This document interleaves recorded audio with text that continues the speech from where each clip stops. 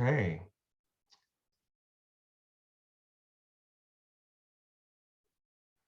Okay.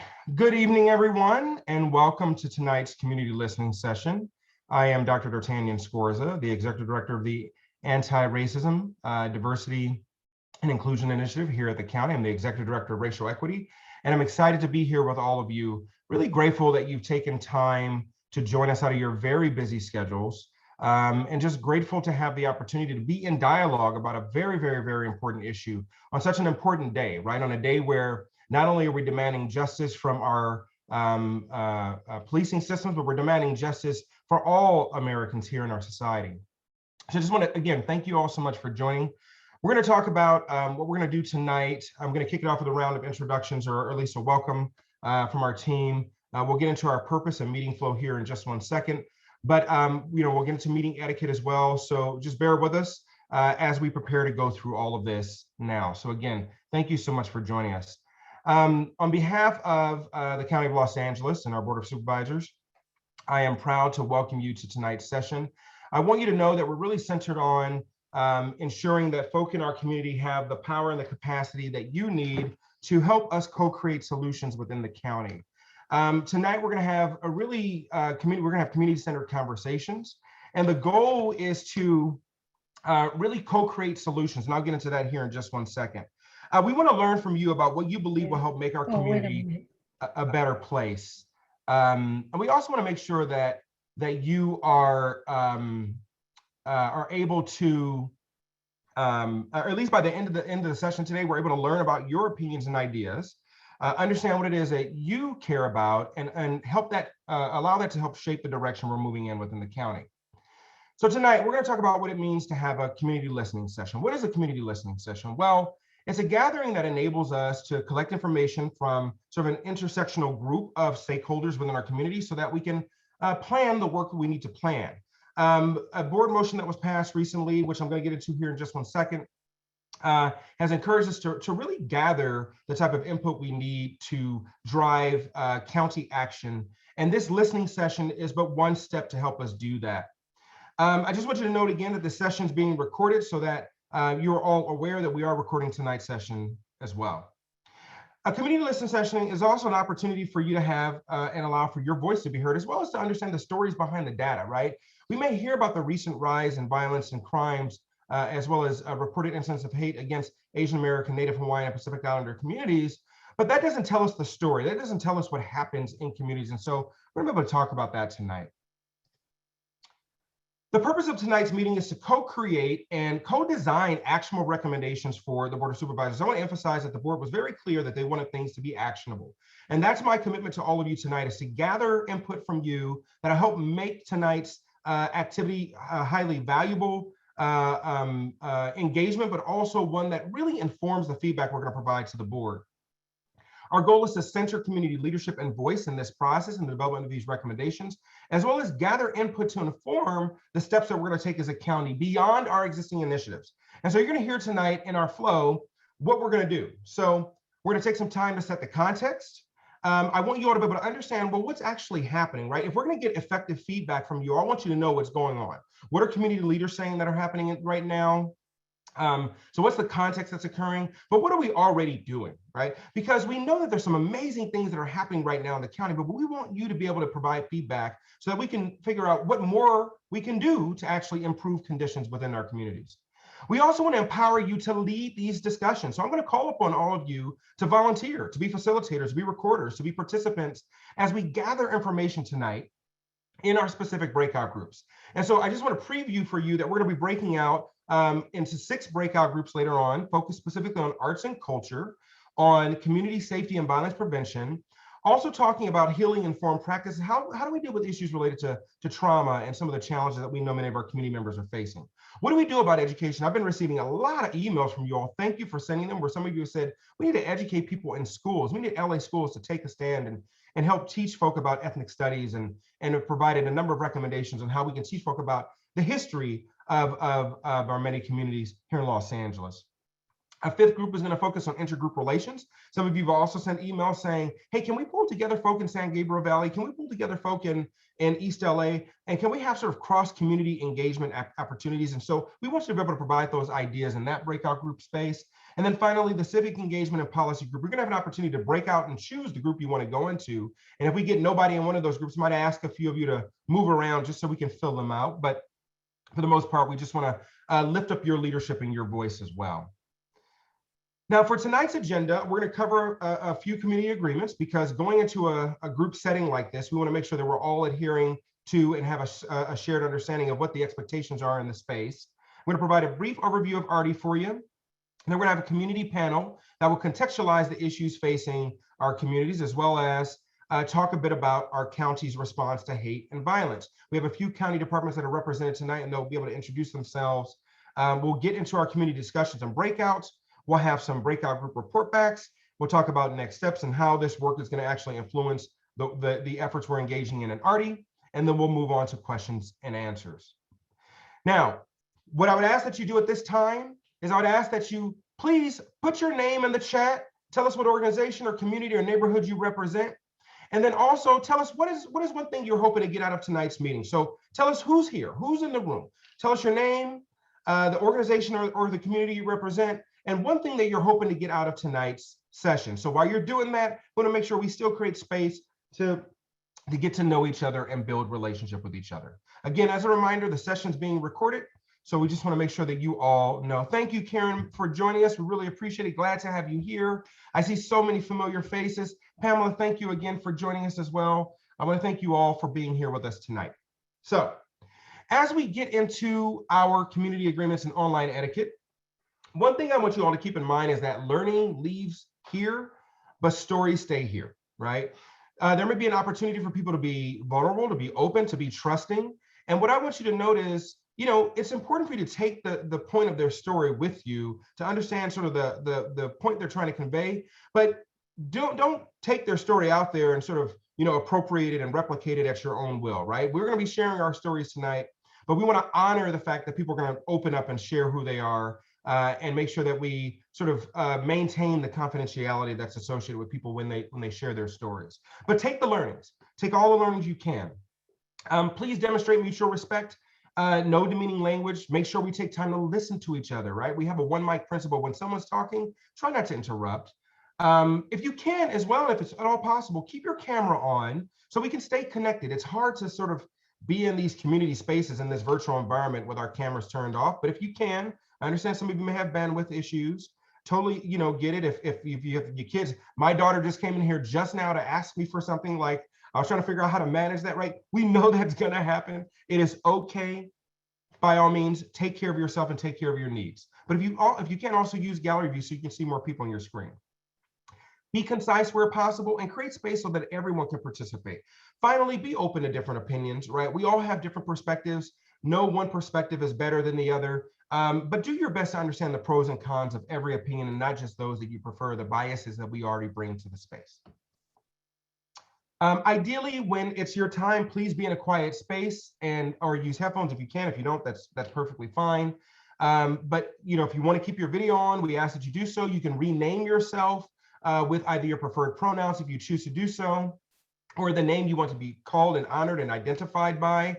We will honor whatever sort of your gender preference is, whatever that may be. Just note that we invite you and encourage you to rename yourself and give us a name that you want to be called in this setting. We ask that you do mute your microphone unless talking, that you can, if you want to go ahead and jump into a conversation, you can raise your hand, either digital or virtual if we see you, or physical, and we'll call upon you. You can also use the chat box to type your questions if you have them. Again, use gallery view as much as possible. And remember, technical glitches are going to happen. So please be patient. Someone said, sometimes this cuts things off. Maybe it does, maybe it doesn't.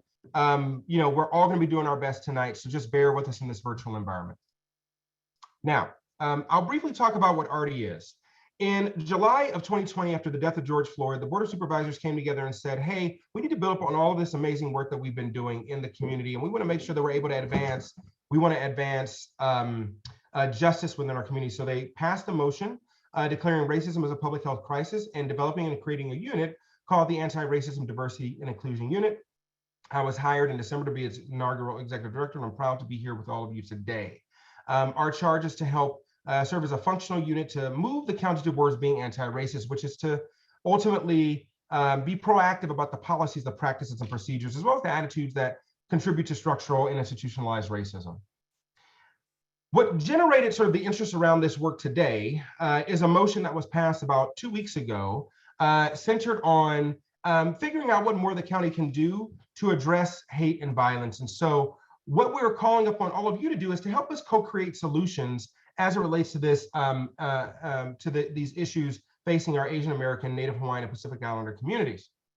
We know that communities face different levels and degrees of hate and racism, and so we just want to recognize that that not all communities are facing the same issues. So I want to acknowledge that. I know that Native Hawaiians may be facing different issues from Asian Americans, which may be facing very different issues from other Pacific Islanders or Southeast Asian communities. We do not believe in a homogenous approach to this work. And so we're asking that you bring your identities, that you bring your individual experiences to the table as well.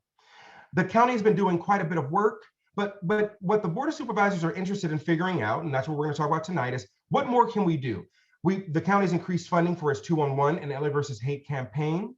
It's also exploring the creation of $1 million racial equity fund so we can invest in arts and research to do the work that we need to do.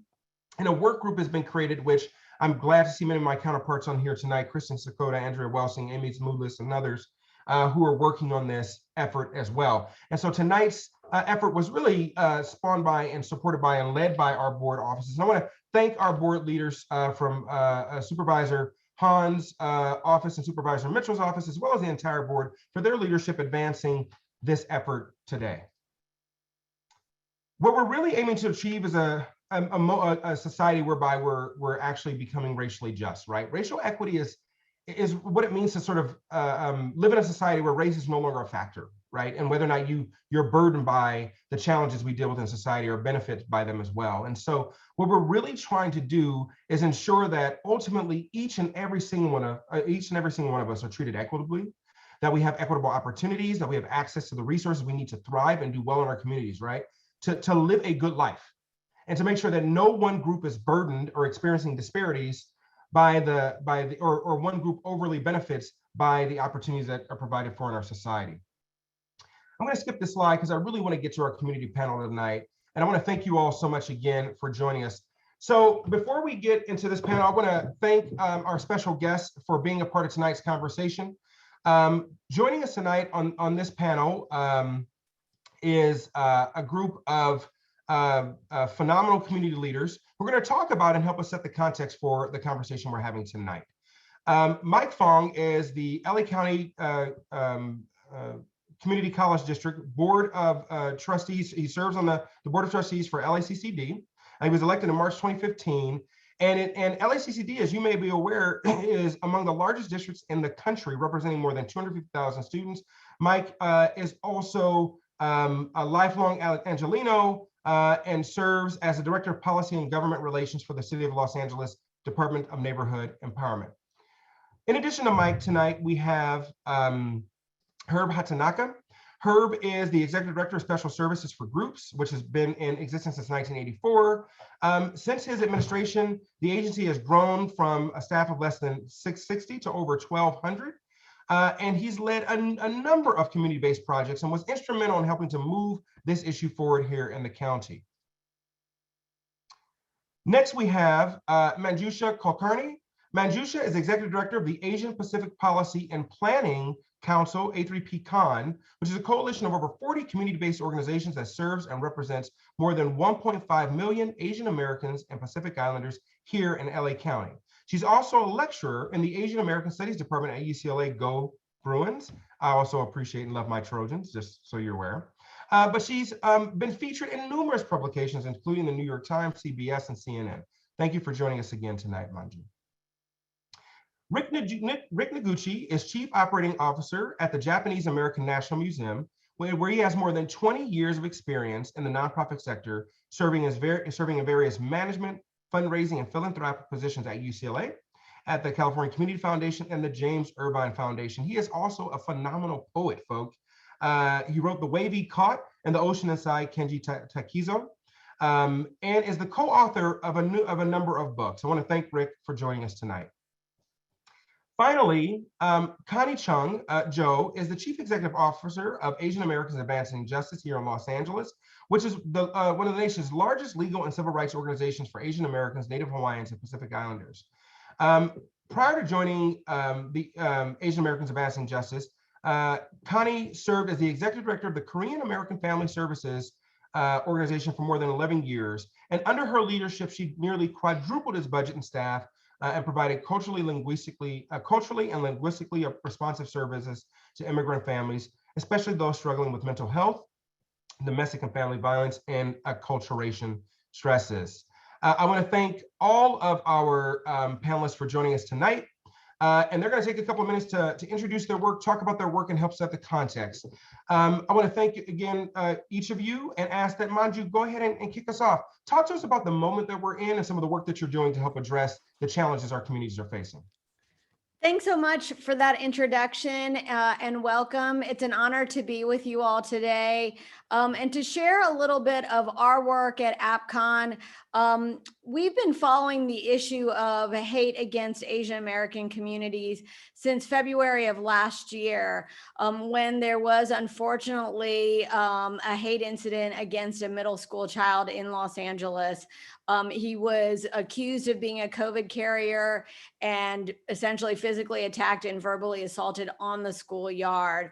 And it was after that incident that we began to be involved. We had a press conference with our community leaders, including Robin Toma from the Human Relations Commission, Herb Hotnaka from SSG, and Supervisor Solisa's office, and the supervisor herself. And through that, we began the work on this important issue, including creating Stop AAPI Hate, which is now the nation's leading aggregator of hate incidents provided by and reported by Asian Americans across the country. Since March of 2020, we have received now, through February of this year, 3,800 incident reports across all 50 states in the District of Columbia, and specifically in Los Angeles, 360 incidents. And so in addition to reporting these incidents, we're proud to also provide resources, direct assistance, as well as policy advocacy. And I'm especially proud of our work as a partner of LA versus Hate and part of the Rapid Response Network, which is so critical to providing direct services, resources to community members. That's an effort that's led by the LA Human Relations Commission, LA County Human Relations Commission, and by SSG specifically.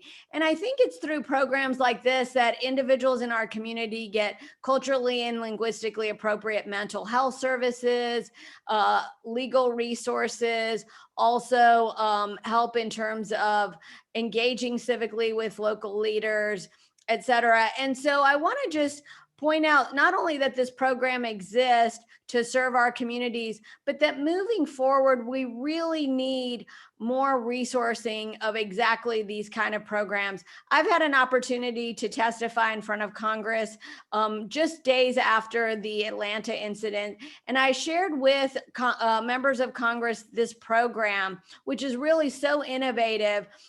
We've also had an opportunity to share it with the Biden administration and Department of Justice. And I will tell you that even now, the API-led caucus in California is looking at programs like LA versus Hate and the Rapid Response Network to create programs across our state. And I know that the Biden administration and members of Congress are looking to do the same across the country. So I just want to say what an honor it is to be part of that program and to really think about how our city and county move forward in terms of addressing hate, not just against AAPIs, but against all marginalized communities, so that we're not only addressing the hate, but preventing it from happening moving forward. Thanks so much. Thank you so much, Manju. Really appreciate you joining us tonight. And thank you for that, that great context and background. Rick. Hi, everyone. I'm Rick Noguchi. Again, I'm the Chief Operating Officer at the Japanese American National Museum in Little Tokyo. And I'm also really honored to be here and want to thank the county for including me and the Japanese American National Museum to be part of this conversation. I think it's really critical for arts and culture, for the arts and culture field to be part of these conversations on race, because they could provide so many solutions to what we want to achieve. And also, I just want to thank the county for really focusing on the disturbing recent rise in Asian hate. And, I want to emphasize that this is only the most recent rise of racism against Asians. At the museum, we highlight the long history of anti-Asian and anti-immigrant discrimination that still persists in the United States. And we use the past to inform the present and the future so that the past is relevant. So close to the museum, was the site of the Chinese massacre of 1871, where 19 Chinese men and boys were shot, stabbed, and lynched. And after those mob murders, the hate increased with the nation's first anti-immigrant legislation, and it was against Asians, especially Chinese women, with the Page Act of 1875. And then later, there was racist legislation with the Chinese Act of 1882. And that was the first and only federal legislation targeting a specific ethnic group. And you're probably familiar with the 1940s World War II hysteria against Japanese Americans, which is our core story, and the Executive Order 9066, which paved the way for 120,000 people of Japanese ancestry to be excluded from the West Coast, forcibly removed, and incarcerated in American concentration camps. This was most definitely an anti-Asian act of hate. And the federal government in the late 1980s acknowledged it was based on racism. Here in Los Angeles at the time, the mayor, Fletcher Bowen, advocated for the removal of Japanese and Japanese Americans. So there's so many cases to list in history, but we know that the anti-Asian sentiments are not new, that this has been going on in our country for many years. And we all know the painful history of our country with Native Americans and African Americans still struggling with the generational racism in all aspects of their lives. So for us, we ask, what actions can we take? And at the museum, we believe history is a tool to educate and help prevent racism from ever taking root. Our mission is to promote understanding and appreciation of America's ethnic and cultural diversity.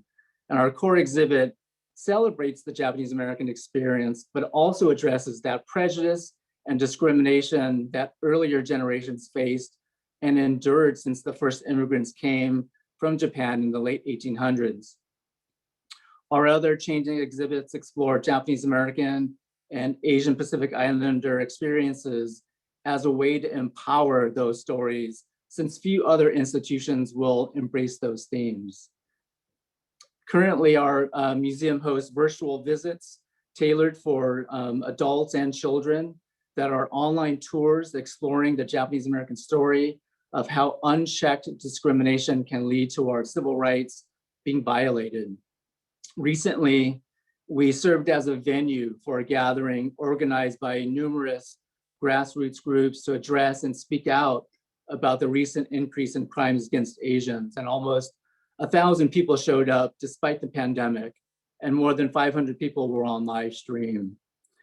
So I want to say that, I'm personally encouraged to see so many Asian and Pacific Islanders speaking out against Asian hate right now, because Japanese Americans know firsthand the danger of silence and denial.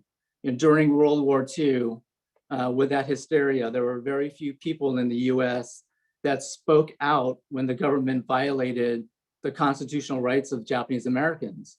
And we know that that indifference from those in positions of privilege could have stopped that painful chapter in history. Going forward through our National Center for the Preservation of Democracy, we look forward to animating democracy in action, and we'll continue raising issues of race and discrimination. And we look forward to partnering with other API and BIPOC communities to speak out and to ensure our strong democracy. Thank you so much, Rick. And I really appreciate you lifting up this idea that we cannot be bystanders in this moment, right? We have to take action to make sure we don't repeat history. Thank you again. Okay, next up is Mike Fong from the LA Community College District Board of Trustees. Mike? Good evening, everyone, and thank you so much, Dr. Scorza, for that wonderful introduction. It's good to see so many amazing community leaders and here today, and hope everyone's doing well and staying safe in these very challenging times. And thank you, D'Artagnan, and the county for organizing this very important town hall today. And today and throughout our history, we've seen that committed individuals can propel our democracy forward and to create meaningful change. And I'm looking forward to today's dialogue in our breakout sessions as we look to create a more just, equitable, and peaceful society. In the last few weeks, we've seen a number of attacks against our most vulnerable in the community, against our elderly, against our women. And in this time, we know that that skyrocketing hate against our community has had a direct connection to former President Trump's racist rhetoric. And we know that even in this time now, that after Trump has left office, that incidents of hate have continued to spike. And we know that we need to continue to build allyships with all our communities. And it's amazing to join all of you here today for this very important presentation. At the Community College District, we recently passed a board resolution in early March to denounce the violence against the Asian American and Pacific Islander community and to ensure that AAPIs are not alone and they can speak out to help stop the spread of bigotry and racism. And as we continue to denounce hate crimes, hateful rhetoric, xenophobia, and hateful acts and violence against any ethnic group, we want to make sure that everyone stays safe and welcome during this pandemic and beyond. And we know that one thing that we're trying to work on, and Dr. Scorza mentioned this earlier, but when we talk about ethnic studies, one bill that we're sponsoring at the LA Community College District is a bill authored by Assemblymember Al Morosuji, and that's on ethnic studies. And that would require that by the 2022-2023 academic year, that all community college campuses offer at least one course in ethnic studies. And that when students graduate from community college in the 2024-2025 year, that each community college district will offer at least one course in ethnic studies of at least 3 units as part of the graduation requirement to get an AA degree. And we know that with ethnic studies in our increasing diverse state, it's going to be crucial to provide this valuable tool for understanding and how to communicate and thrive in an ethnically diverse society. And so this is something that we're continuing to push at the California State, at the California Community College system. And this would align with the recent ethnic studies requirements, graduation requirements that were recently passed in the CSU system in 2020 under AB 1460 that was authored by former Assemblymember Shirley Weber, who's now serving as California Secretary of State. And this will provide a seamless education transition for students seeking a 4-year degree by allowing community colleges to offer transferable ethnic studies credits. And we know this will provide a strong foundation in critical thinking and help students create more opportunities for faculty and students from underrepresented backgrounds. And I look forward to today's conversation as to how we can create a more equitable, just system in our higher education system. And thank you so much. Thank you again, Mike, for your leadership on the board. Really appreciate your hard work and efforts at the state and local level. Next, we're going to invite Connie Chung Jo, who is the CEO of Asian Americans Advancing Justice here in Los Angeles. Connie, thank you so much for joining us. Thank you so much for having me. I appreciate this opportunity to have this forum to talk about the rise in anti-Asian hate. I am the CEO of Asian Americans Advancing Justice LA, which is the nation's largest legal services and civil rights organization, specializing in the needs of the Asian American, Native Hawaiian, and Pacific Islander communities.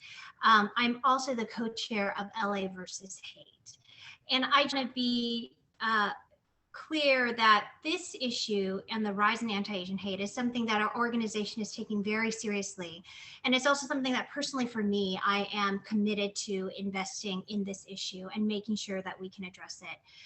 As a former civil rights attorney who practiced for 7 years before I switched to social services for 11 years, I purposely came to Advancing Justice LA this past August because of the pandemic, and 2 things occurred. One, was the rise in anti-Asian hate as our community was scapegoated under this pandemic with terms like China flu and Wuhan flu, which really put a target on all of our backs.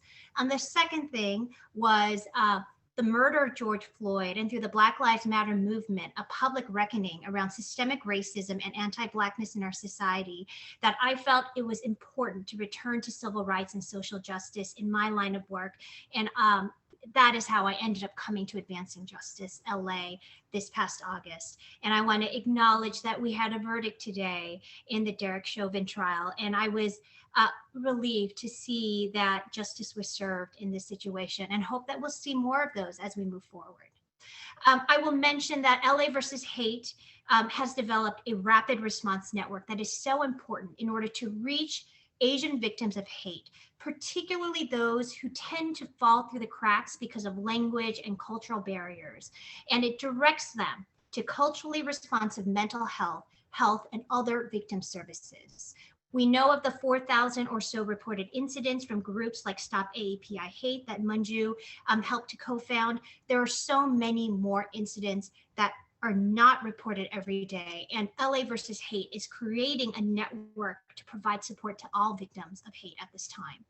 LA versus Hate is also funding the bystander intervention trainings that Advancing Justice LA and the other 4 Asian Americans Advancing Justice affiliates across the country are now doing, so that way individuals in our community know what they can do should they witness an incident of hate, and how they can safely and indirectly help de-escalate the situation to create safety in our communities.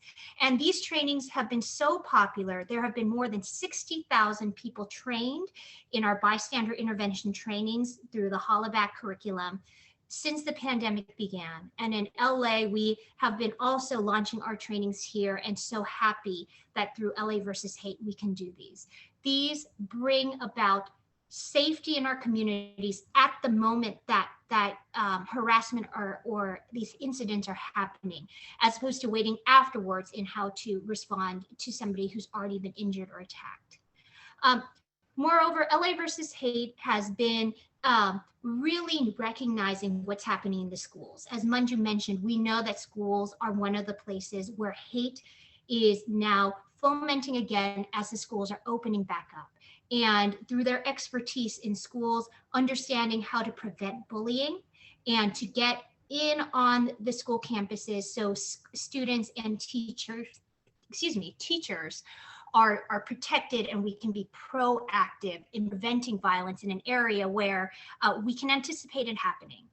Similarly, in housing, we can anticipate violence happening or discrimination happening in the housing context. When the eviction moratorium in LA is lifted, there will be a flood of evictions happening here, and we need to get ahead of that problem by offering support. So I'm grateful to have this opportunity here to speak. Asian Americans Advancing Justice LA has a very robust victims advocacy and legal services program that we have launched and doing in partnership with LA versus Hate, and appreciate this opportunity to be here today. Patty, again, thank you so much for detailing that fantastic work. We really want to appreciate your leadership and the hard work that you're doing to help address these issues through LA versus Hate and other efforts. Thank you again.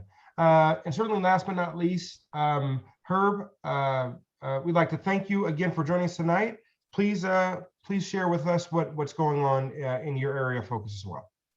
Yeah, good evening. Good evening, everybody. Thank you. I think I should begin just with a personal experience. I've told this a couple of times. I know a number of people have been surprised, but I think we've all had a similar experience. I tell people I've been called a Jap, a Gook. I've been told a slant-eyed so-and-so directly and indirectly, and told to go back home. I'm 4th generation Japanese American. And the other day when I told my daughter, 32 years old, I don't think I ever shared this with them, but I told her on our way to get her vaccination, by the way, I told her this. She said, Dad, I heard this testimony that you gave at the Board of Supervisors. And she said, my first response was, you too, I just think it's something that all of us have experienced. I'm like everybody else. We just have never talked about it. It's personal to me, as you can understand. You know, I know we've coupled Connie and Manju have talked about LA versus hate, and I hope you can hear in their voice the kind of pride we feel in what we've worked with our colleagues in community-based organizations and certainly the Human Relations Commission to develop in a very short period of time. It was less than a year ago when Supervisor Solis introduced this motion and got the program funded. And you can see what the outcome is in a very short period of time. A network of community-based organizations, involvement in the schools, participation in outreach campaigns and community forums. And most importantly, it has provided a rapid response network to individuals who are reporting these incidents. No offense to law enforcement, but when you're trying to provide a sensitive response to individuals who have encountered experiences like these, then it's not good to have law enforcement there in the process. So we're proud of what we've organized. I will tell you that, but you know what we've organized is really based on the commitment and dedication of community-based organizations. It's not because of being attracted funding-wise. The entire network is under-resourced. There are other organizations who have been participating just because they're dedicated to this issue. And to continue this on a sustained basis, the network, it needs to be resourced. And so I know my colleagues and I will go to the board and do what's necessary to advocate for continued funding and to be able to expand this network, because importantly, the situation doesn't appear to be going away, as you all know.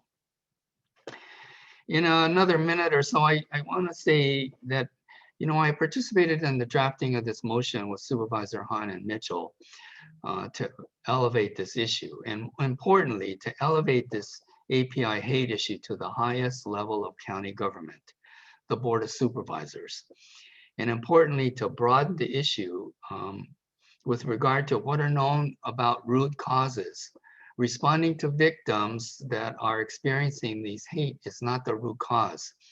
You know, hate against Asian Pacific Islanders is not just about the explicit attitudes of hate and racial bias by individuals, albeit far right marginal individuals.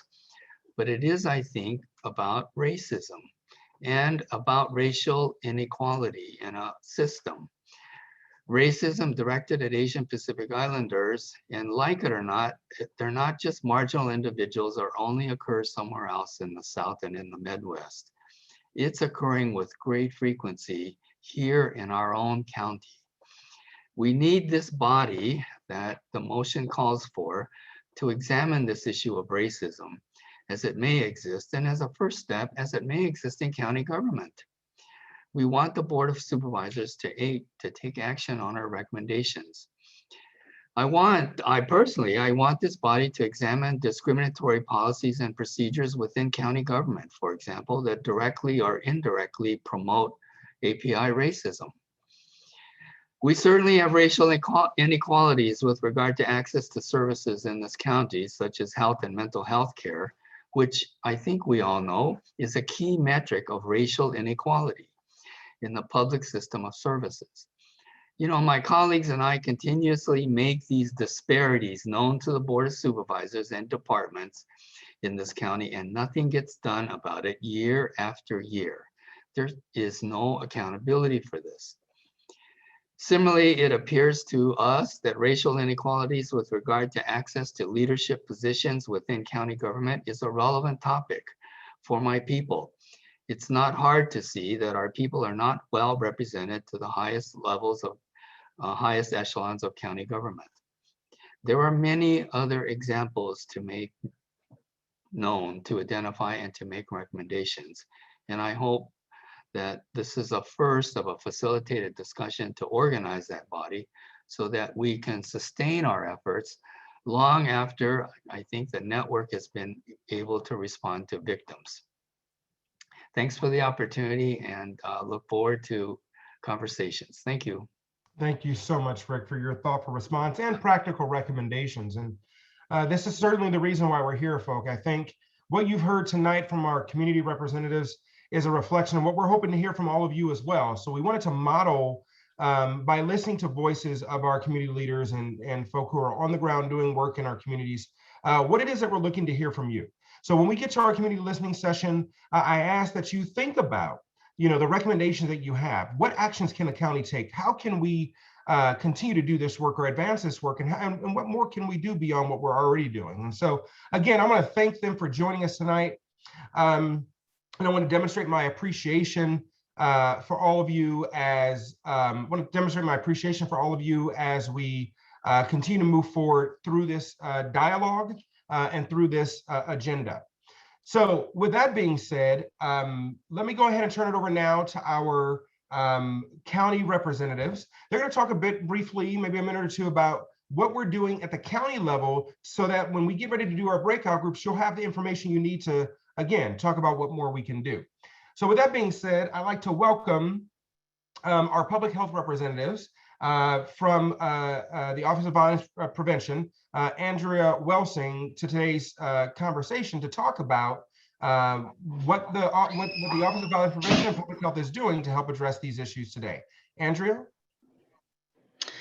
Thank you so much, and I'm really sorry that my camera is not working. I would really love to put it on, but I'm sorry, it's just not working. But so I am very honored to be here and be a part of this and listen into this conversation. Dr. Scorza, thank you for inviting the Office of the Department of Public Health and the Office of Violence Prevention to be a part of this. I'm just going to spend really quick 2 seconds. You see our first slide here, and I just shared this slide because racism is a public health crisis. It is a fundamental cause of racial health disparities in our county, and the department is really committed to figuring out ways to address racism. And this quote from Dr. Ferrer really shows the high level commitment to that, to work with our county and community partners to eliminate injustices through policy, practice, and systems change so that all LA County residents can thrive and have access to the resources and opportunities that they need to reach their full potential. If you show the next slide, I think just in 2 seconds, it shows some of the public health efforts that we have. I want to acknowledge my colleague, Heather June Northover, who's here this evening. I saw her face, and she is the director for our Center for Health Equity, which is within the Department of Public Health and really advances several health equity initiatives. We also, within the department, recognizing internally, sort of along the lines of what was just said by one of the community partners, that within the Department of Public Health, there are many issues, policies, and practices that we need to look at.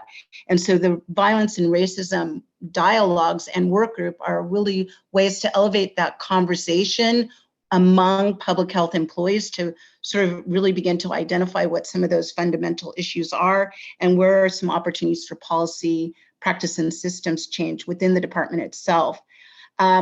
We also have the Office of Violence Prevention, of which I'm director.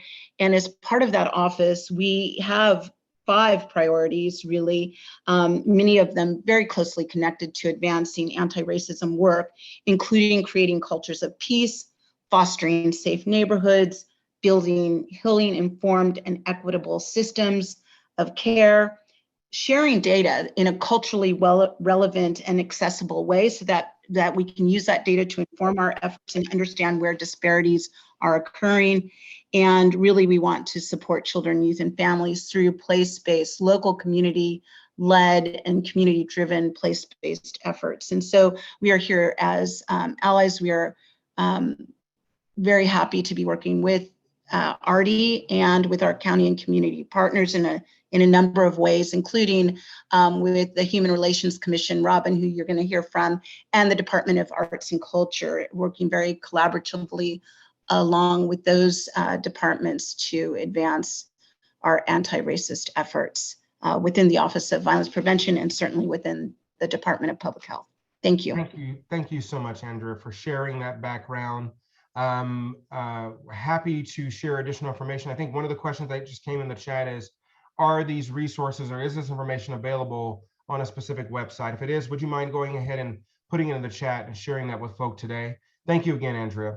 Next up, we have our representative from the Department of Human Resources, Rodney Collins, who's going to talk to you about the ways in which the county is actually taking steps to address these issues amongst our workforce. Rodney? Hello, good afternoon, everyone. I am so happy to be part of this conversation. I represent the Department of Human Resources, which is led by Lisa Garrett as our Director of Personnel. We wanted to share with you that as the largest employer in Southern California, and certainly one of the largest employers in California and throughout this nation, we have a responsibility and we have an opportunity to help other employers to do things that are going to help us heal, help us move forward. And so what we wanted to do is talk a little bit about a few of the things that we are doing to address hate in the workplace, to address hate in our community. And a few of those things include, we have a dialogue series, for example.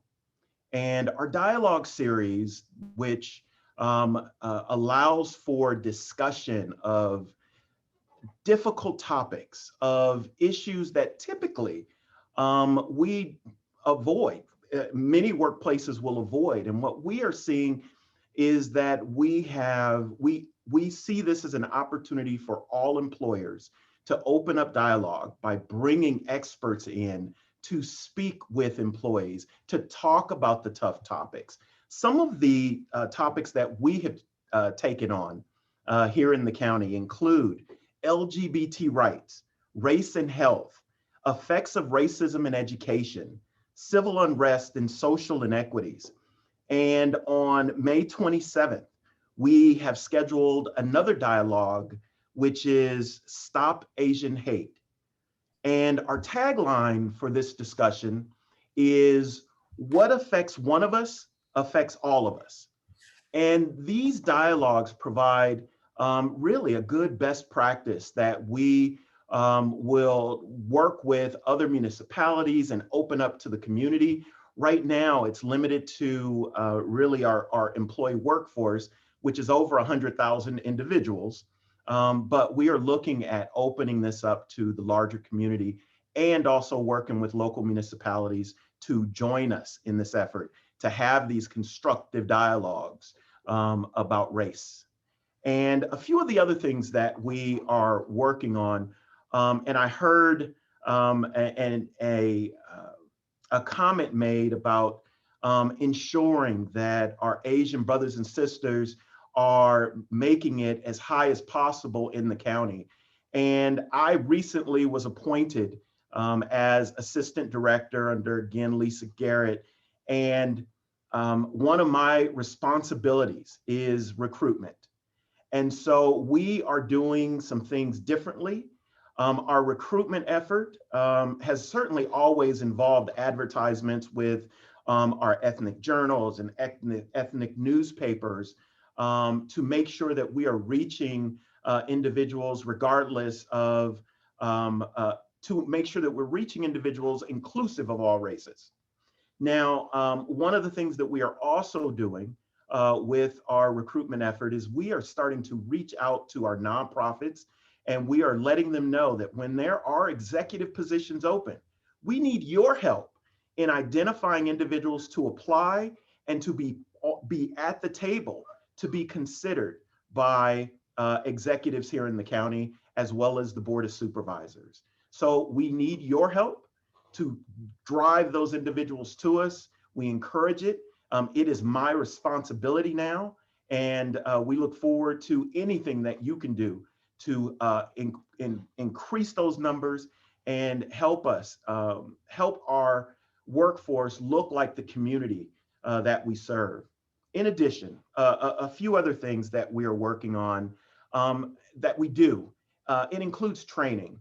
And you see there where we have training regarding implicit bias and cultural competency, diversity in the 21st century. And these are trainings that that we are encouraging all workplaces to adopt and to bring as part of the conversation, so that we all are understanding and of each other's culture, and that we are ensuring that that these conversations are part of the dialogue. In addition, just a couple of other quick things. We also have our county policy of equity that I just wanted to talk about for 1 second.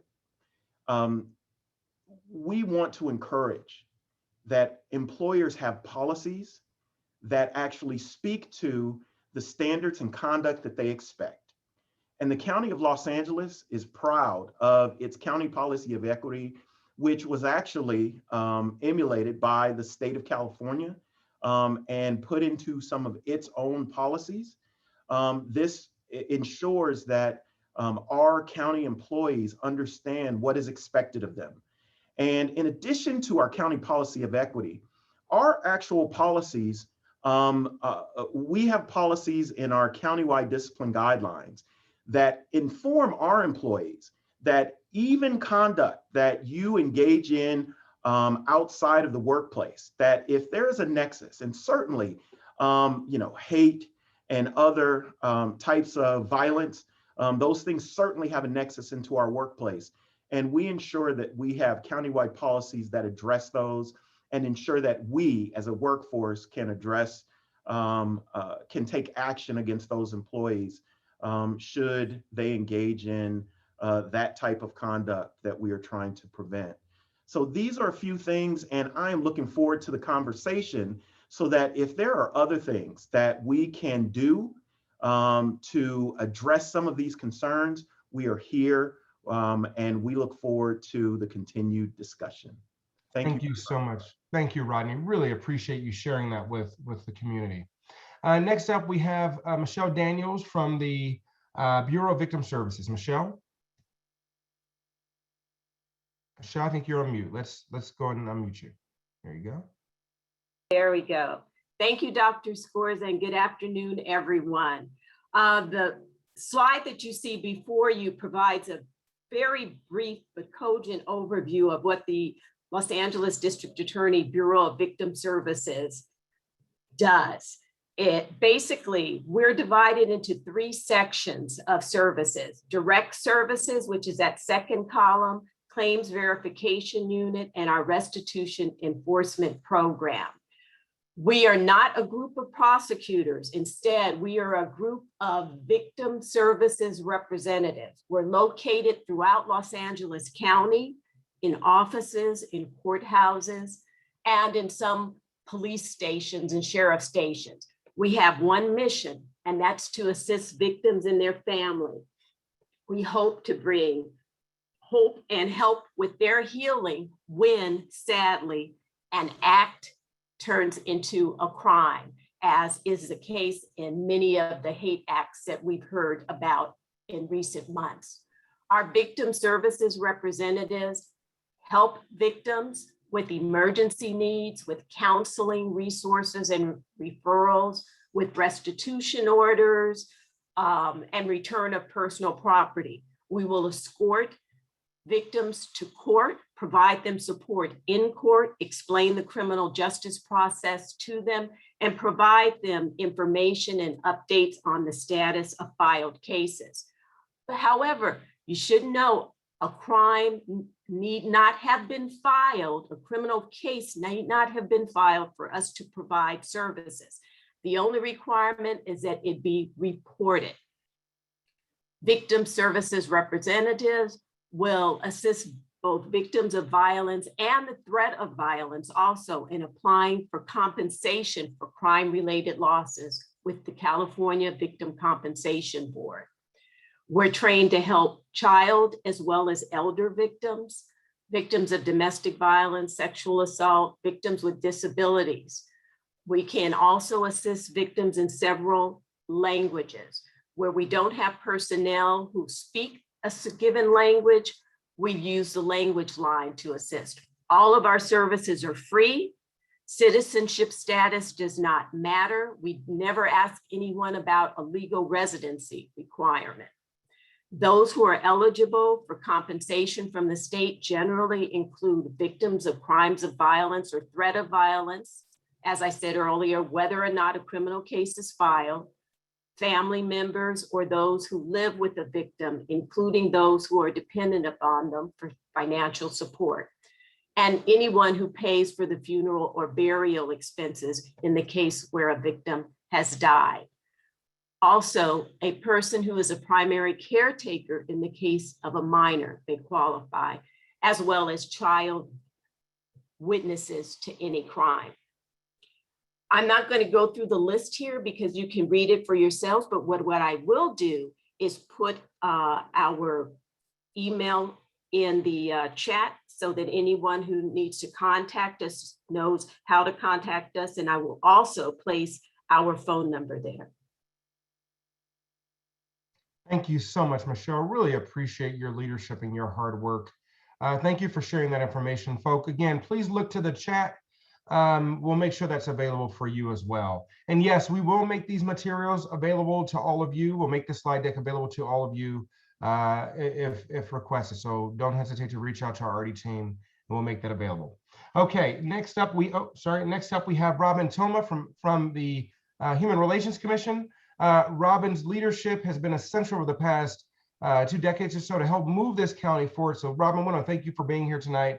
Please feel free to share details about the work you're doing. Thank you, Dr. Scorza, and I apologize for the lines on my face.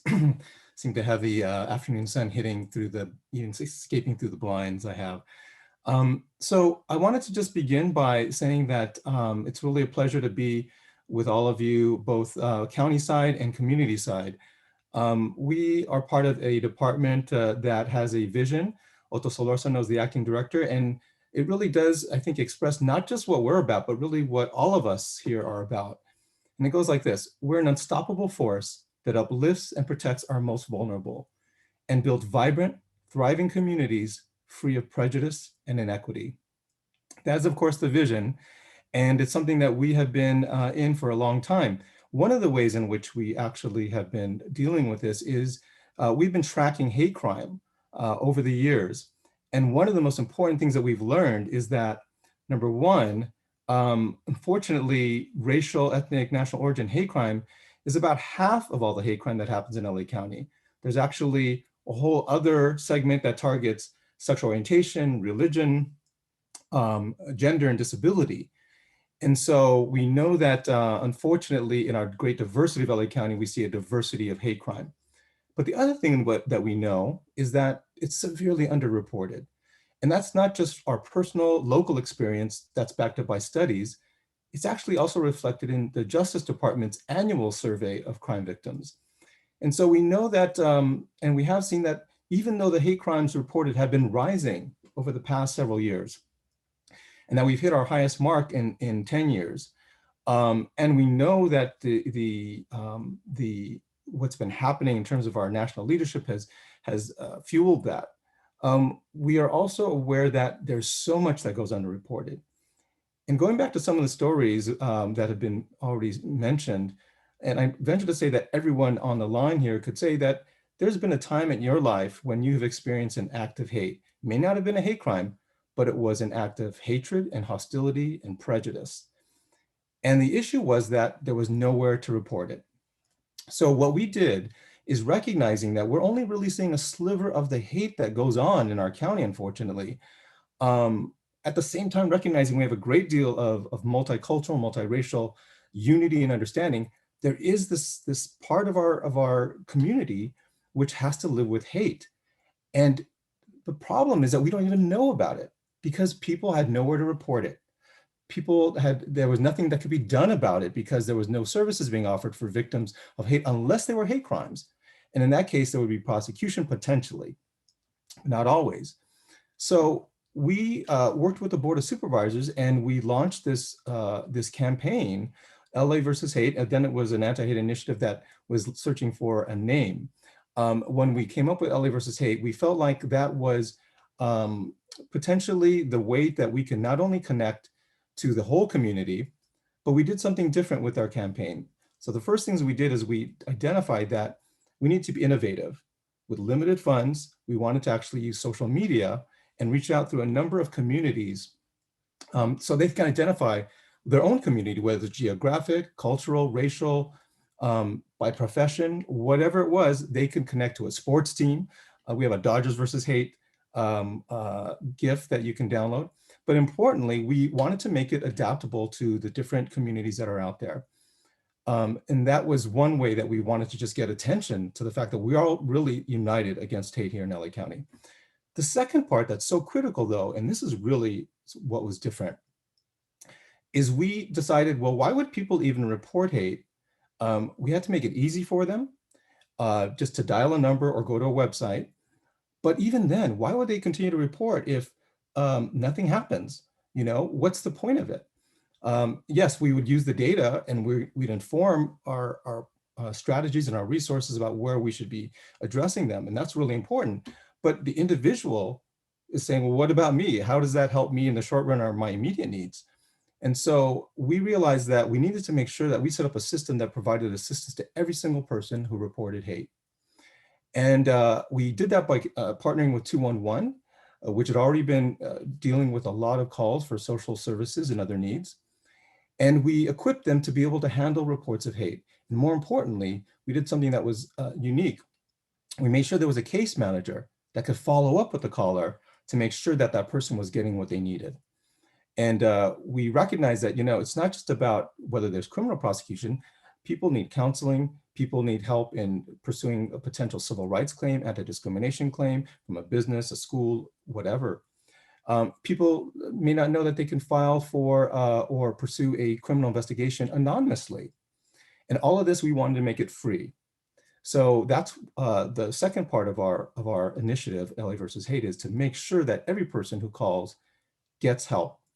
And then the third part, and this is critically important, is we wanted to make sure that when we saw that there was something happening in a school, in a business, in a city or a neighborhood, whatever the institution, that was promoting hate or allowing it to happen, that we wanted to make sure we tackled the policy or practice that was behind it.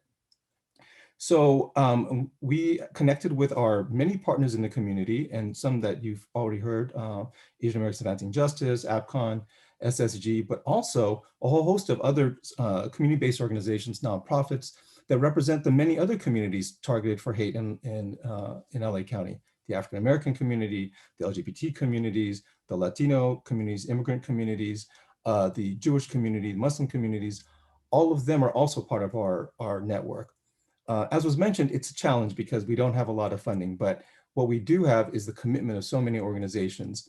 One of the things that I think helps to understand what it is we do is to talk about the story of one of the people that has experienced hate in our county since the pandemic. And Hong Lee was in a restaurant simply ordering lunch. And when she was asked by a man to have lunch with her, and when she responded, "No, thank you, I'm married," he was set off on a tirade of racist, anti-female hostilities that included, you know, epithets and just the kind of anger that scared her so much that she was backed into a corner and she began crying. At the time, the restaurant employees just stared, did not know what to do, did not speak to her as she called her husband, called the police. And eventually the police came, and lo and behold, they tell her, "Well, thank you for telling us this, but unfortunately, there's nothing we can do." So we stepped in and we connected with her, and we have helped her file a claim with the Department of Fair Employment and Housing. And through our rapid response network and through our efforts, we've been able to gain a settlement agreement where the restaurant is agreeing to post signs that make it clear that this is a business and a restaurant that is free of hate and prejudice and harassment, and that they are committing to training their employees how to intervene effectively and promptly when something like this happens. This is the kind of thing that we believe is necessary in so many different places in LA County. We need to start building our community against hate and in solidarity with one another. We're also working with school districts to do the same thing as students return to campuses. So, you know, the work is really huge because, as was mentioned, we're already looking at not only the hundreds of hate crimes that get reported, but now we have as many or more acts of hate that include non-crimes, but ones that are no less damaging to our sense of belonging and no less harmful in terms of the sense of fear that people are feeling when we should be in a place where, you know, we shouldn't have to worry about people telling us to go back to where we come from, even though we're from here, telling us to that, you know, we are somehow less because of our race or the nation we come from. Yeah. So through this, I think that we have the opportunity to really build, and I just want to thank my county agencies that are counterparts in this: Arts and Culture, Office of Violence Prevention, Office of Immigrant Affairs, and of course, ARDI, the Anti-Racism, Diversity, and Inclusion Initiative. It's really such a huge, important partnership that we've been working on for so long, and I believe that this is a wonderful chance to really ramp up our work even more to meet the need that we're seeing now. There's just no reason why people should have to fear stepping out because of their race during this time. Thank you so much, Robin. Really appreciate your thoughtful response and sharing details about LA versus Hate, which is such an instrumental program and such an amazing program the county is proud of. Listen, folks, I know we want to get to the community listening session portion, and I want to thank our friends and colleagues from the Department of Arts and Culture for being here. This is going to be the last sort of presentation so you know what we're doing in this area, and then we're going to jump right into it. So please stand by. Again, we didn't have a scheduled break, but I encourage you to take care of your needs, and we want to encourage anyone that's having difficulty understanding, or even I can see you're already acting, you know, sharing with us in the chat, to speak up and let us know, and we'll do our best to adjust. With that being said, I'm going to turn it over to Kristen Sakota, who's the Director of Arts and Culture here in LA County. Kristen. Hi, thank you so much, Dr. Scorza. Happy to be here tonight, and let me know if the technology is okay. I'm actually on 2 devices because the computer is slow, so I'm doing audio on the phone. Hopefully you're able to stick with me. Looking forward to hear from everyone tonight. I don't want to be standing between you and getting to it, but I do want to speak to the power of arts and culture and the role that the LA County Department of Arts and Culture plays. So our mission broadly is to advance arts, culture, and creativity, and we do that through a number of core programs. And over the last several years, building on actually 70 years of work as the LA County Arts Commission, where our mission was Arts for All, we've begun to center cultural equity as really the defining value of all of our programs. And so I want to highlight some of our core programs and some of the ways that we are advancing cultural and racial equity in that work.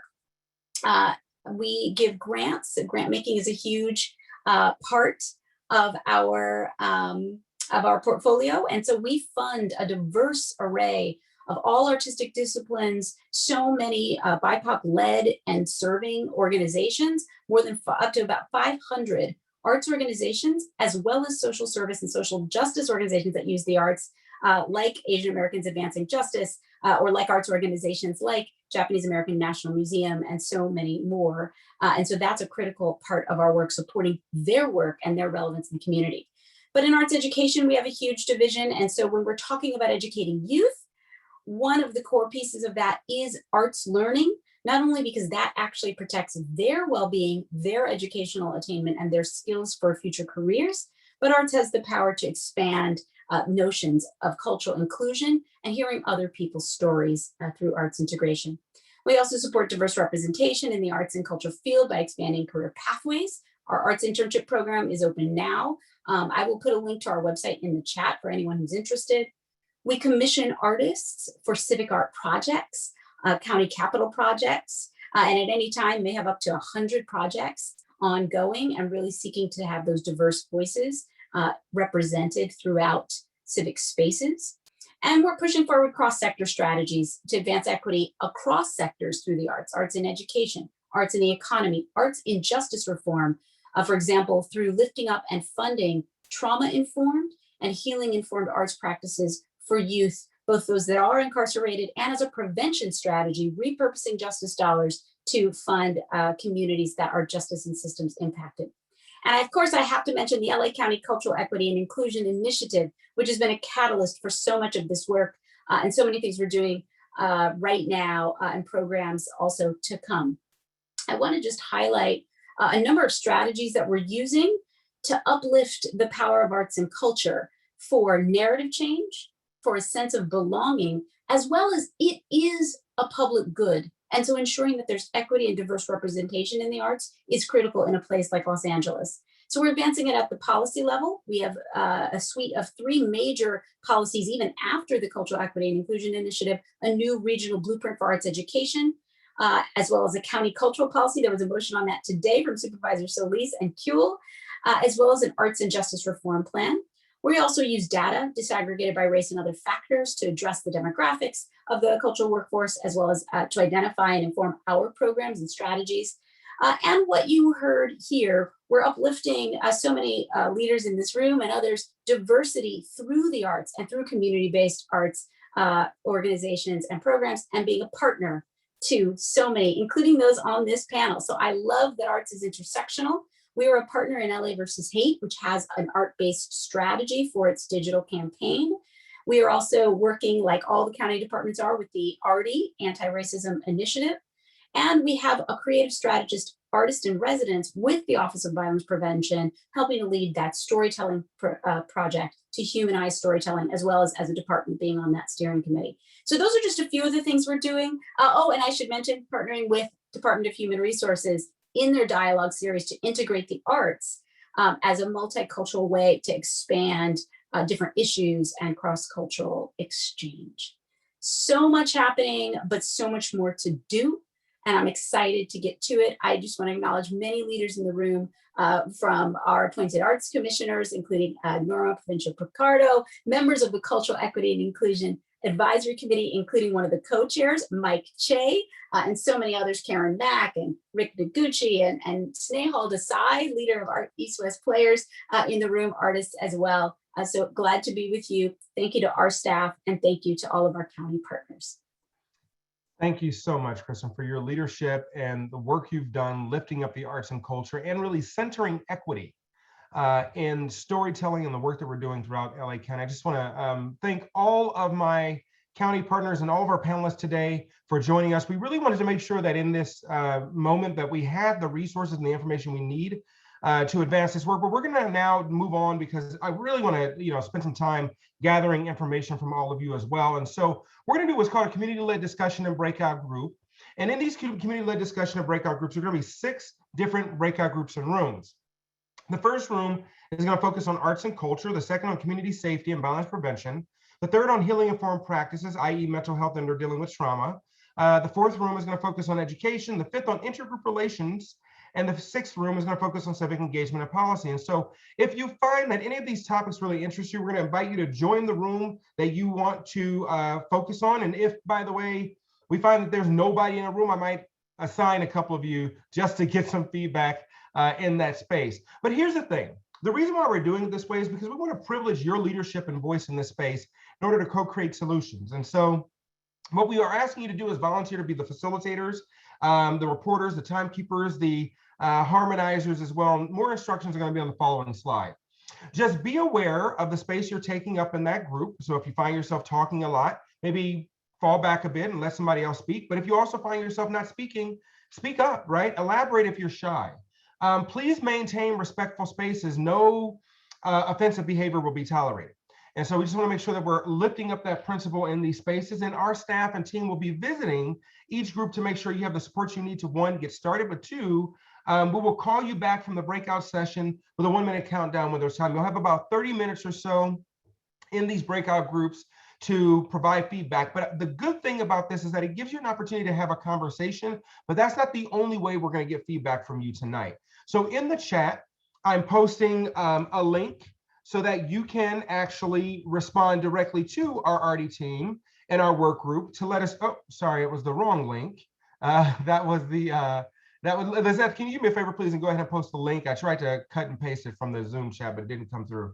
That's the link for tonight's event. But we're gonna go ahead and post the link in the chat for the Google form that we want you to utilize during the breakout session. And if you find oh my God, I really wanted to say so much, but I didn't have a chance to say it. Don't worry about it. We know that there's never enough time. We want to be respectful of your evening. You know, you got to get to family and dinner and all the things you have to do. So what we're doing is we're providing a Google form for you to complete. You can click on that Google form and actually use that form to put your own responses and answers. So if you don't want to submit it right now, but in the discussion, you know, our reporters are going to take details.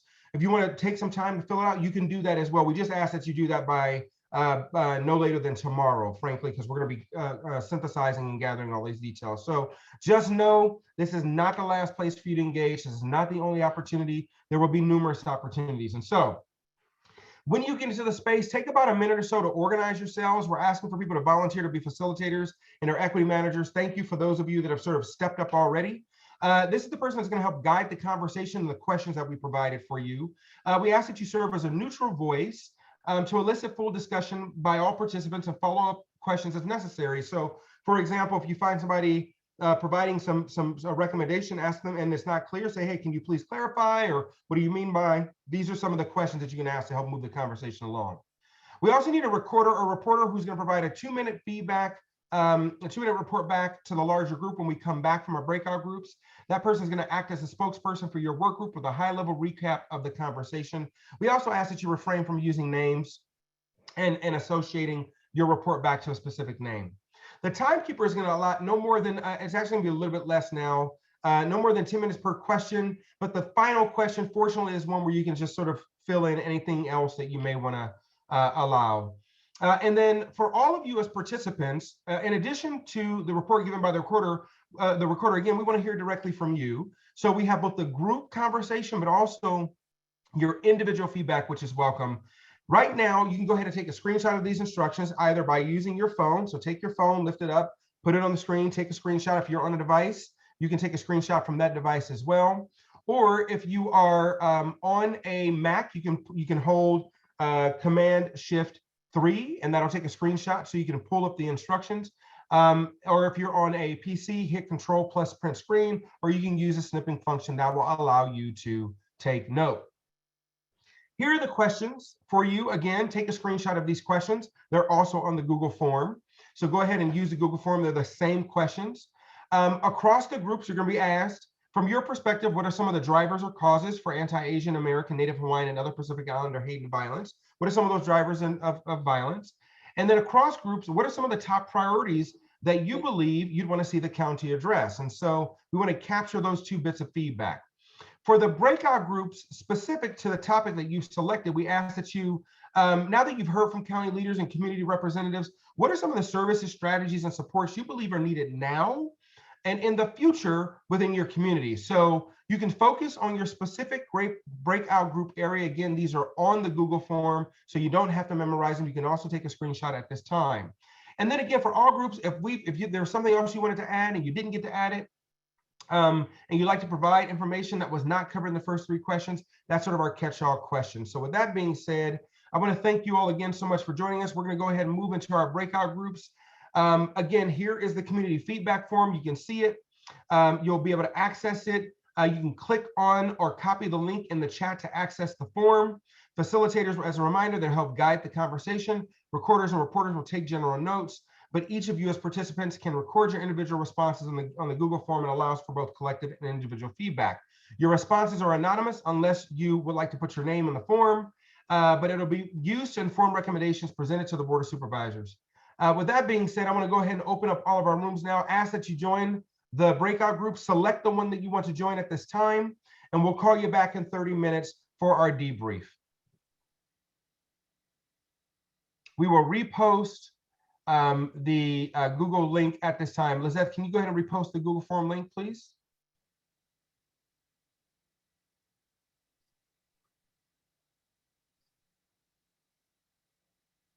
All right, thank you. We'll look forward to seeing you in the rooms. Go ahead and join at this time.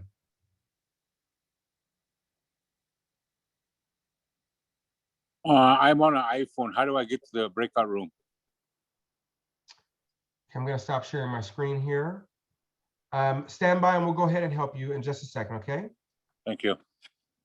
Jody, you should be able to select the room, or better yet, Sunny, why don't you tell me what room you want to go to? Give me 1 second. I'm going to stop recording. I'm going to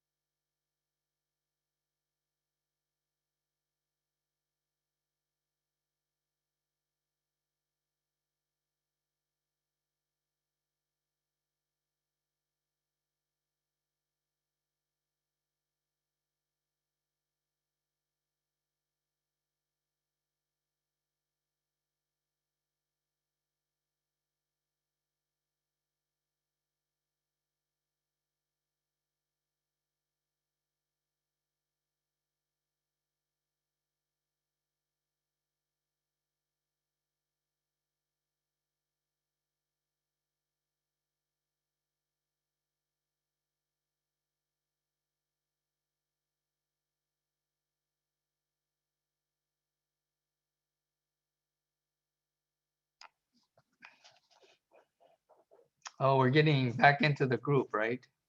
Yes, we're coming back to the group. Yeah, Asian Americans has contributed to the United States. that's right. Yes, thank you all We so have a much. great contribution to Yeah. the, to the prosperity of the country. So people should know that. I think you're absolutely right. Thank you so much for that, Kitty. Folk, I want to thank you so much for returning to this main session and ask, just since we don't have a lot of time left tonight, we're going to do our reports from our community-led breakout groups. I'm going to start with Group 1, Arts and Culture. Please just take a brief minute, give us a high-level summary. If you've not yet submitted your Google form, please go ahead and do so at this time. Arts and Culture, Group 1, take it away. Hi, I'm Karen Mack with LA Commons, and I just want to say that a big area of focus for our group was in representation, having more Asian American stories and personages represented in the media, in theater, in the arts across the board to kind of normalize, as Kip said, Asian Americans in American culture. There's a tendency for Asians to be seen as perpetual foreigners, and there really needs to be some pushback on that perception. And so really working towards a lot of the work that the Department of Art and Culture is doing in terms of, creative pathways, getting people giving people opportunities to move into those roles, both, in the media industry as well as in the arts. And then I just threw in there, as an African-American, I think we need to bridge our communities, all of the diverse communities, and push back on some of the scapegoating that we're all experiencing. Thank you so much, Karen. Really appreciate that. Thank you for that feedback. Group 2, again, 1 minute report back if you don't mind, so we can keep it moving. Group 2.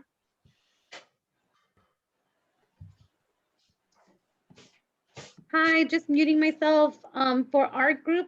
I'm going to try to do it justice. Thank you to everybody who participated. But basically, in terms of drivers and causes, we talked about some myths that exist about minorities, lack of information and awareness, the ignorance or the stereotypes, and the influence that white supremacy has had. A greater understanding of what AAPI is and who's in the community, lack of resources and lack of education, predators and those that are vulnerable, of course, not having enough data or reporting, also just a part of the culture and how we have been raised, or how the Asian community have been raised about not raising your voice or being silent. It'll go away if we're quiet, and so it makes us an easy target. And so we need to raise awareness within the older generation about this area. Thank you so much. Really appreciate that. Report I have a back. lot more. I know. There's almost no way to capture it all. Please be sure to put it on the Google form so that we can capture as much as you possibly can. Thank you so much for that high level, No problem. Karina. Sorry about that. Room 3, healing informed practices.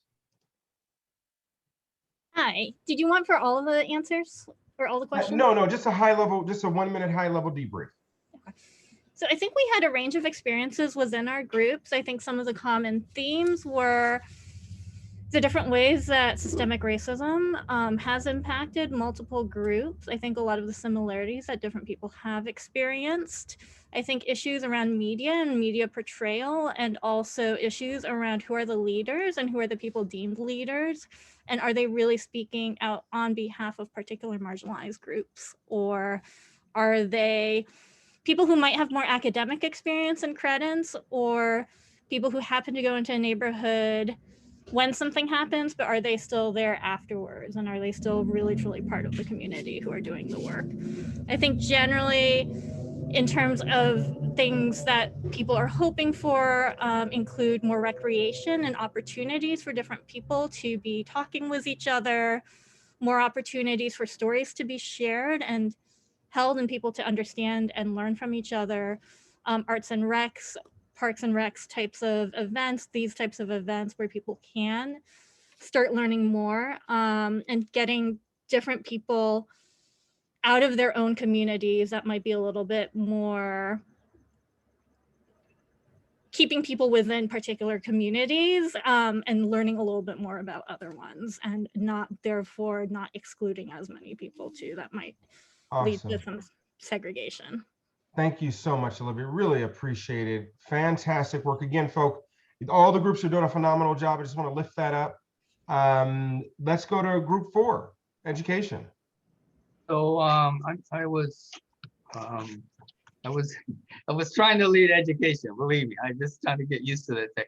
But we had a really, to me, a lot of really great comments. So education, and a lot of the drivers or causes of what this has led us to is kind of similar to what the other groups are saying. I did get, and that the hopeful impact of education. Now, we had some interesting takes on this. One is certainly the pandemic, and the threat of the pandemic has led to just a tendency for people in general to blame, find a target, find a blame for this, and certainly inspired by our previous president of kind of attributing this to China. Then another point out and interesting is that when we talk about where this comes from, that he's really citing the lack of education at such an early age, and that the attitude that's kind of carried forward by parents is inset in young people at a very early age, and just tends to be supported in the family. So, which tends to suggest you can't just educate a kid in class about this on like one module over the course of the semester, but that this is something much more prevailing than we think it is. And that it has to not only start young, but it has to be a continuous message, I guess, throughout one's lifetime, which I tend to agree. It's not something you can do in just one particular course.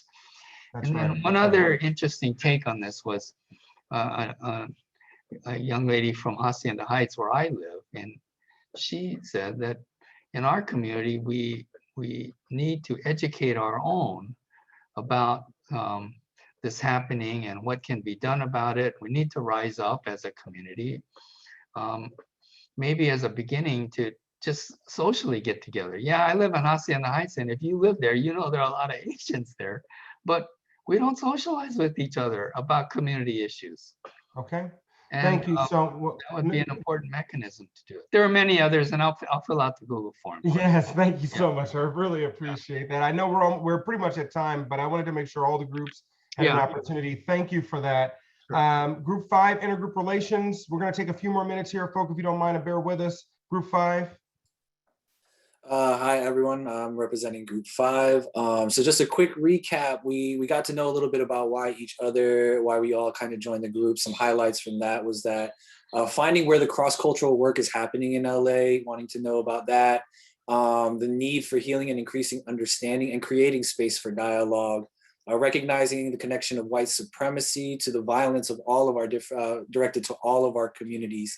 And this need to understand what allyship looks like that doesn't promote erasure, right? And so in our conversations, one of the things that we really focused on was trying to find ways to build with other communities through understanding and engagement, and recognizing that there are many different things that are attributing to kind of some of the conflicts that are happening across community, and how do we overcome those? So addressing some of the history, some of the economic disparities, right?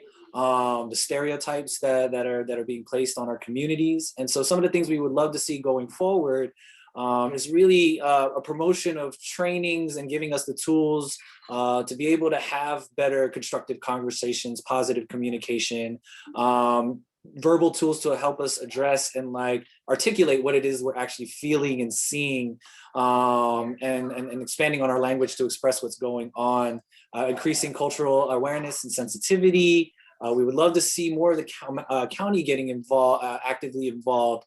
And then also adding on to here is just maybe potentially the county can create more opportunities in smaller groups for cross-community leaders to get together and coalesce.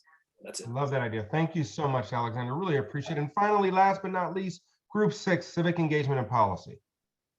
Good evening, everyone. And during our discussion, we discussed how ignorance, insecurity, fear, unemployment, and poverty are some of the focuses and drivers and causes, including hate speech has been lately really emphasized. The sense of American supremacy was brought up, and model minority myth.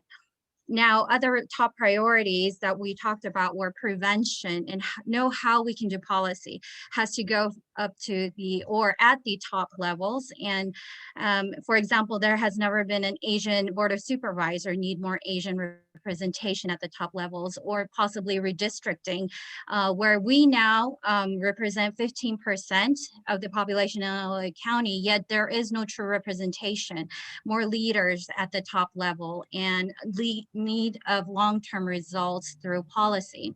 So AAPI on the Board of Foundations is important. A lot of money goes through those boards, but not a lot of funding into the communities and the resources as well. Less than 1% goes to the Asian population, and huge racial inequity with distribution of the resources. So, and services, strategies, and supports, who is the county's contracting with currently? Endorsing small businesses, translation services, instead of having them outsourced, having them brought in locally, vaccination, gap and disparity, language barriers, education, and educating our children. What is our history? Who is American? Other things we discussed were public safety policies. Law enforcement officers need the training, the sensitivity training, right? And trauma-informed victim training, and the importance of continuous training as well. And mental health is a big problem in the communities as well, that we need, not just, but for everybody, and social services brought to those people. And that's it for us. Thank you. Thank you so much for that, Elizabeth, in your recap. Folks, you all did a phenomenal job capturing our details. We want you to know that before we wrap, we're going to take the details from tonight's conversation, both what was shared from the county, just so you know, all of this is sort of going, right? The county partnerships, the community leader partnerships, the information that you shared, all of that is going to go into our report to the board. And we're going to synthesize that feedback from tonight's listening session while we continue to gather input from relevant county departments. We intend to report back to the board within 30 days per the board's instructions with an actionable set of recommendations that we can adopt.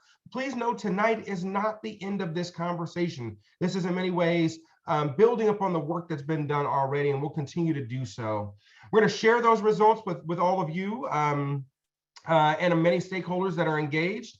And we'll offer opportunities to engage you all in the enacting of those recommendations. We're going to be looking for low and no cost recommendations, as well as those that will take additional resources, right? There are things that we can do that might not take much, but it can make a huge and cumulative impact. We're going to track and evaluate and report our ongoing progress, and then revise our strategies as necessary. Again, I want to thank you all so much for your hard work. I want to thank our county partners, Rodney Collins, Kristen Sakota, Andrea Welsing, Michelle Daniels, Robin Toma, and all of our panelists tonight. I want to thank you all so much for joining us. I want to thank you, community members, for taking time out of your very busy lives and schedules We know you could have been at other places, but you decided to be here with us tonight. On behalf of the County of Los Angeles, I'm grateful to be in this partnership with all of you. We look forward to providing feedback. We will make this video available on our website, and we'll make sure the slides are available for you all as well. We will continue to host additional listening sessions, and we're grateful for your leadership in gathering this information. Again, do not forget to fill out that form. That's going to be one of the best ways we can get your feedback tonight. Thank you all for your time. Have a wonderful evening. And in the memory of George Floyd, let's continue to fight for justice. That's right. And Dr. Thank Scorza, or CEO team, please save the chat if you didn't already. We will save the chat and the videos. You got it. Thank you all. Thank you. Thank you so much for doing Good this. evening. Good night, everybody.